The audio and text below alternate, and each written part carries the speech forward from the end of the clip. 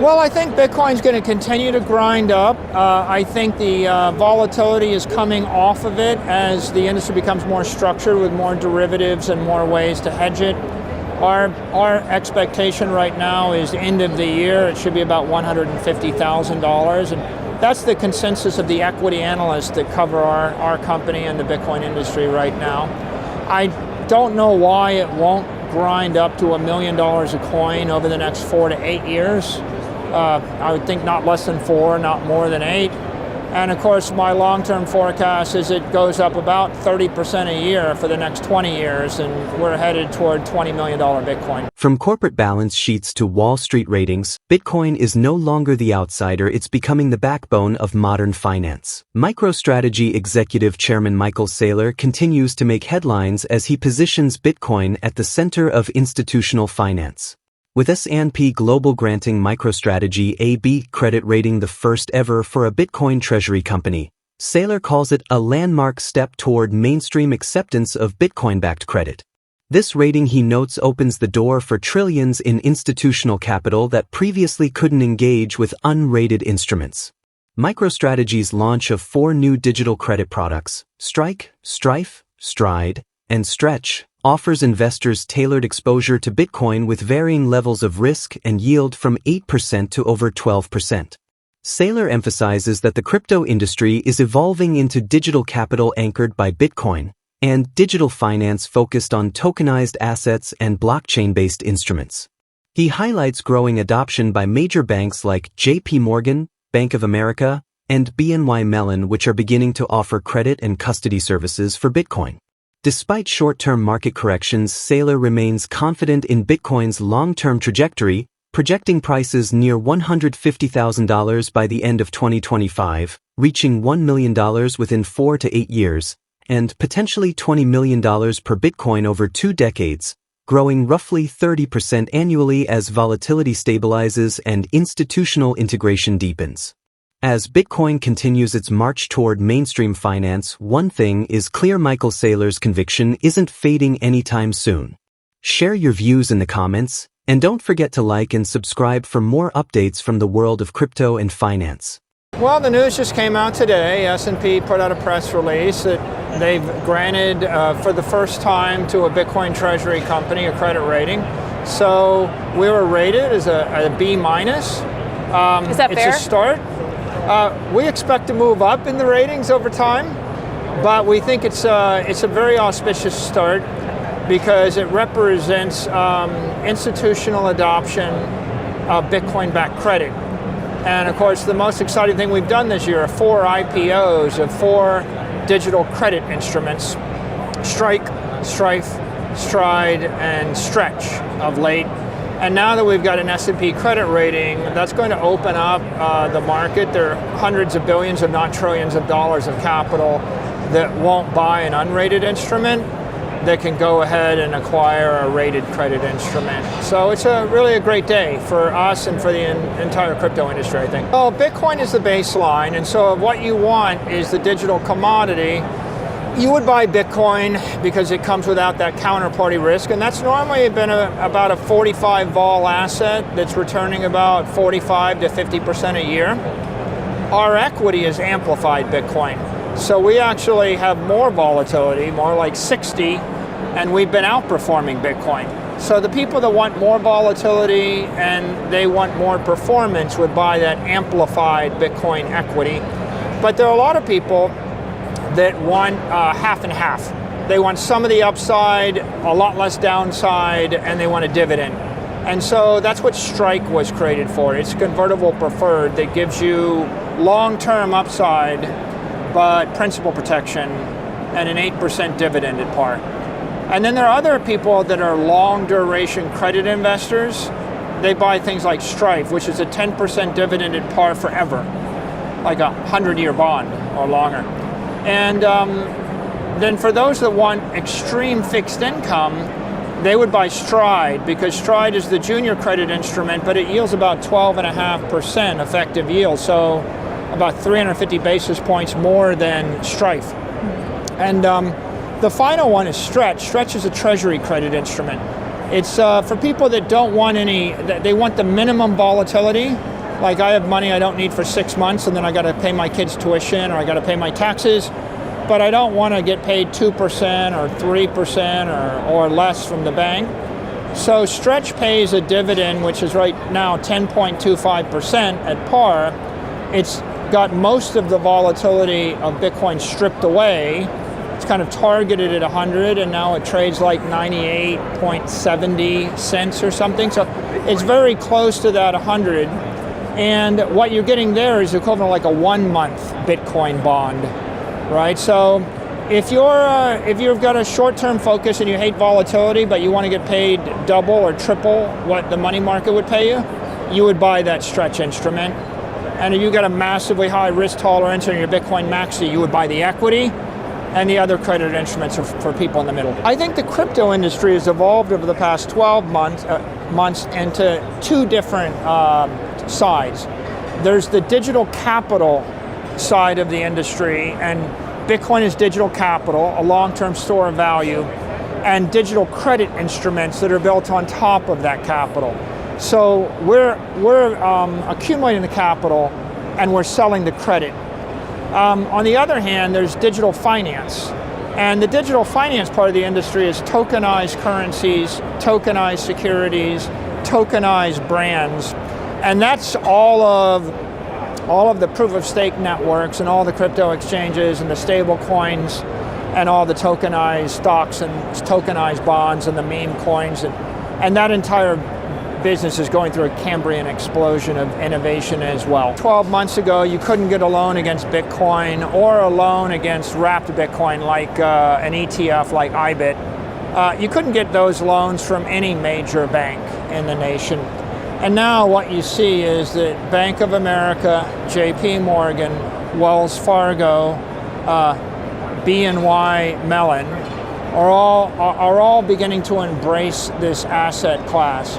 You see other innovative banks, Charles Schwab, Texas Capital, they're offering pretty progressive credit terms against either IBIT, and now even many of those banks are starting to talk about offering credit against underlying Bitcoin.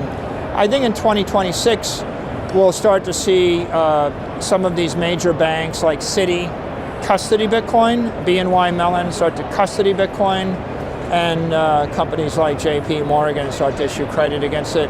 I think it's all very auspicious for the entire industry. With growing government support, regulatory clarity, and institutional adoption, Michael Saylor believes the stage is set for Bitcoin's next explosive chapter.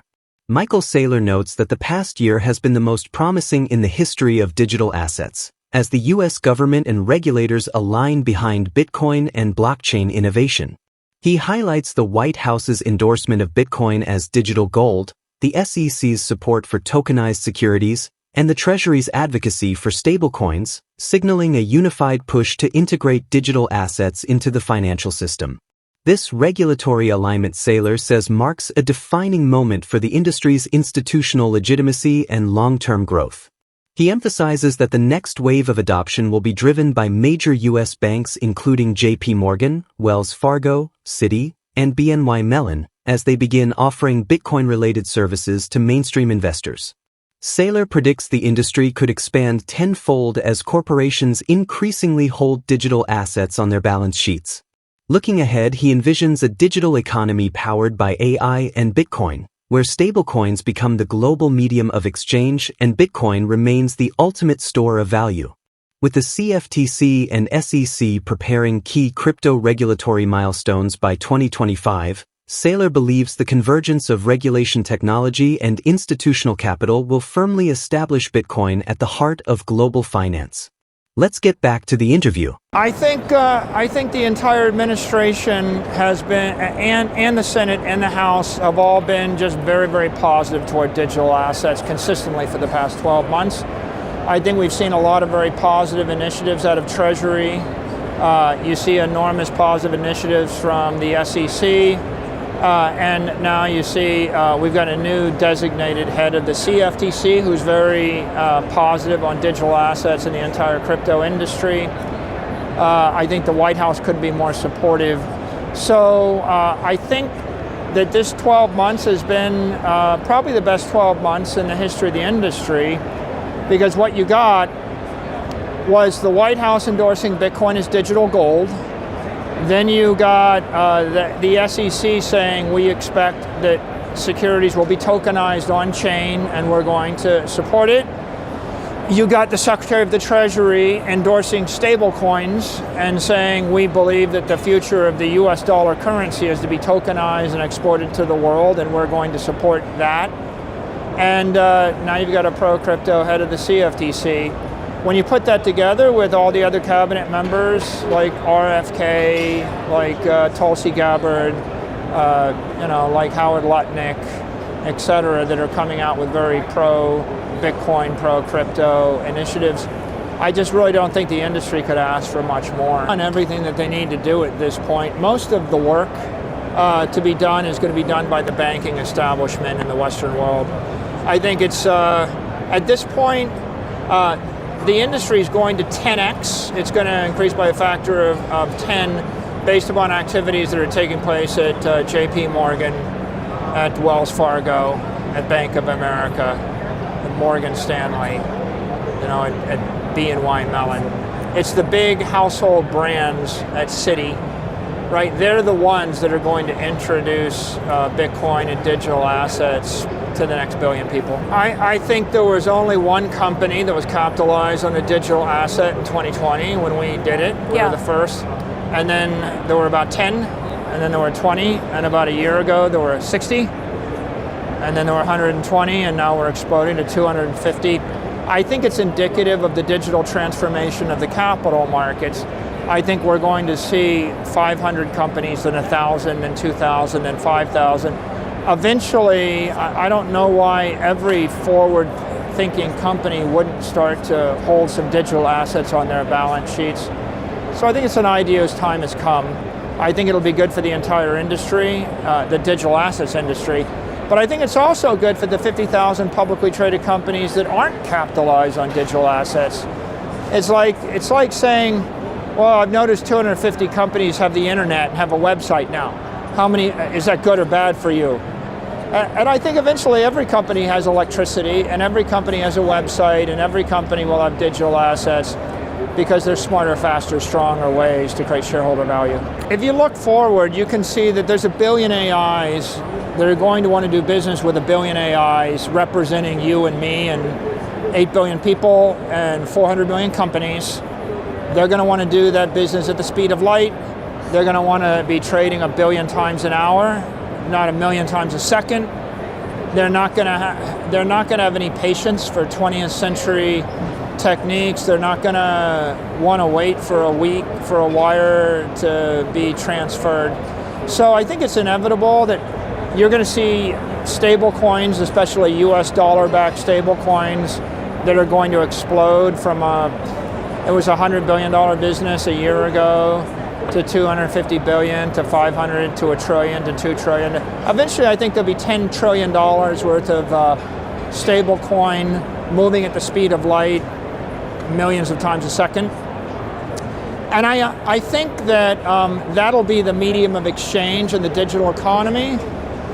And then I think the store of value, the capital asset in the digital economy will be Bitcoin. These AIs are going to want to capitalize on Bitcoin. If you want to release something into cyberspace and have it live forever, how are you going to capitalize it? You're going to load it up with some Bitcoin. The Bitcoin's going to continue to appreciate in value. So you don't need to be a person to own Bitcoin. And you don't need to be a person to move stable coins around. And one thing I'm sure is that people are not going to think as quick, and they're not going to be as smart, and they're not going to work as hard as the robots and the AIs are. So it'll be a digital economy on digital rails with digital currency and digital capital, and that again is auspicious for the industry, but also it's good for the human race. Bitcoin is steadily transitioning from a speculative asset to a cornerstone of the global financial system. With increasing adoption by major banks and growing regulatory clarity, Bitcoin-backed credit and custody services are gaining institutional legitimacy, attracting trillions in previously untapped capital. The integration of blockchain innovation with traditional finance and emerging technologies like artificial intelligence is creating a fully digitized economy, where stablecoins facilitate rapid transactions and Bitcoin serves as the ultimate store of value. As more corporations add digital assets to their balance sheets and new financial products emerge, Bitcoin's role as a foundational digital asset strengthens, positioning it as a long-term vehicle for wealth preservation, capital efficiency, and global economic transformation. What's your take on Bitcoin reaching $150,000 and beyond? Share your thoughts in the comments below, and don't forget to like and subscribe for more insights on crypto and the future of digital finance.